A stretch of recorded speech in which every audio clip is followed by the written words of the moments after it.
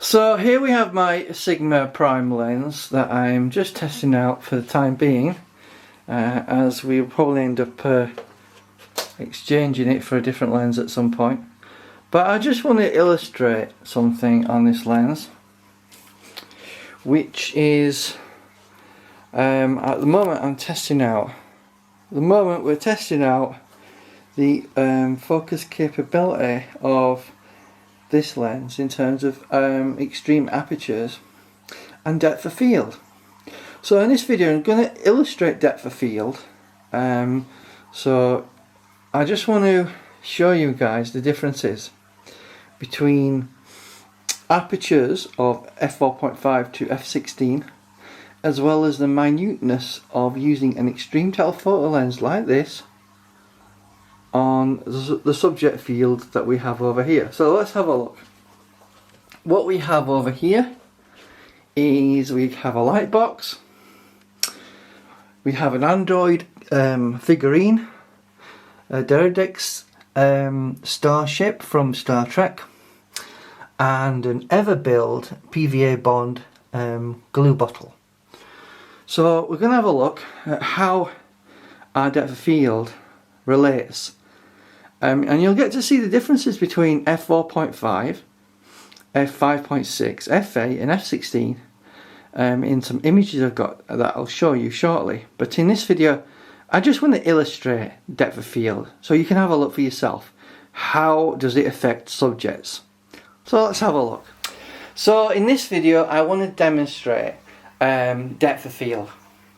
Now we can exaggerate depth of field using an extreme telephoto lens. So this is a wildlife stroke sports photography lens. It's a prime 500mm Sigma 500mm f4.5 APO EXDG HSM lens. These lenses are typically used for taking imagery of wildlife and sports from long distances. It has the effect of blowing out your background extreme to an extreme point. So I wanted to demonstrate how moving the focus ring on this lens by a very slight amount, unlike other lenses you may have experienced, such as say a 70 to 200, a 50mm, you won't get this sort of extreme depth of field because of the the compression of the telephoto lens. So I'm just going to demonstrate how changing the focal range, the focus ring, slightly affects your depth of field. So looking at the actual three models we've set up here, they're about 10 centimeters apart. So if we just move the focus ring, I just want to demonstrate this so you can see in the actual video. So the starship is in focus. As you can see, the character in front of it has gone blurry. That's because the focus range has moved. And the thing with telephoto lenses is the focal range is so small. You can get literally an eye in focus and get feathers out of focus on the same subject, because the focal range is so tiny, so minute. You have to be spot on with your focus. So let's keep going. And there we've got the starship out of focus now, and now the bottle, the Everbuild PVA bond glue bottle, is in focus. So if we come back a tiny bit, just a millimeter or so, we're bringing the starship into focus, and then a bit more, and then that's gone out of focus, and you can clearly see how the bottle has gone completely out of focus, and obviously you can see the Android character is in focus. So this is the difference between depth of field, how racking the focus on your lens, your prime lens, your zoom lens, whatever lens you've got, can achieve different results. And I hope this was useful to you. So in this video I want to demonstrate bokeh. So what is bokeh? Generally it means highlights in the background, how lights appear. And the easiest way of doing this is using Christmas lights behind a bottle that we've set up.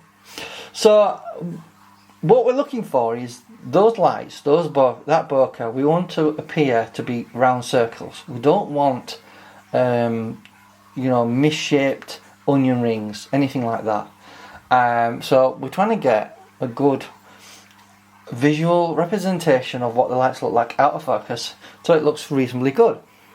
So I'm going to demonstrate in this bottle here so you can have a look for yourself. So let's just bring that bottle into focus. Obviously you can see we've got two Christmas lights in the background on a Christmas tree. So let's just rack our focus a little bit so that we've got the bottle in focus. There we go, we've got it in focus there.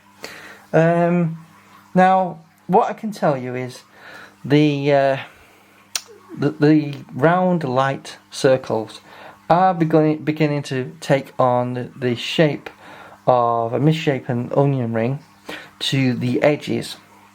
However, in the centre of the actual picture, near the bottle, we can see we've got a uniformed circle, which is pleasing to the eye. So, obviously at the edges of the frame on this particular Sigma lens, it's not fantastic, but you probably wouldn't notice it. But closer in to the centre, we can see, while it is tending to be a bit more of an onion ring look, it's still reasonably good and pleasing, as you can see in this imagery. And I can tell you on the bottle, it's quite sharp and very pleasing to the eye. Okay, so let's have a look at some of the images we've got. So at f4.5, you can see it's blowing out the background quite a lot. Let's have a look at the next image at f5.6. It's not as much blown out as the f4.5, but it still blows out the background significantly. Let's move to f8. f8 is typically pretty good for getting a lot in focus in general. However, when using an extreme telephoto lens like this, even f8 doesn't get a lot in focus. So let's move on to f16. Looking at f16, we've got quite a bit in focus here. You can still see the bottles out of focus quite a lot. So obviously we will need to go even further in terms of depth of field for a better image. So let's have a look at f32. So in f32 you can clearly see that more is in focus, but what tends to happen is when we use bigger or smaller depth of fields, going up the numbers from f16, f22, f32, we start to introduce diffraction. What is diffraction? Well, it tends to be artifacts in the image that gives us a softer image, and typically speaking, I'm trying to avoid going above f16 whenever possible. Anyway, I hope this video helps you out and it was interesting to look at, and thanks for watching.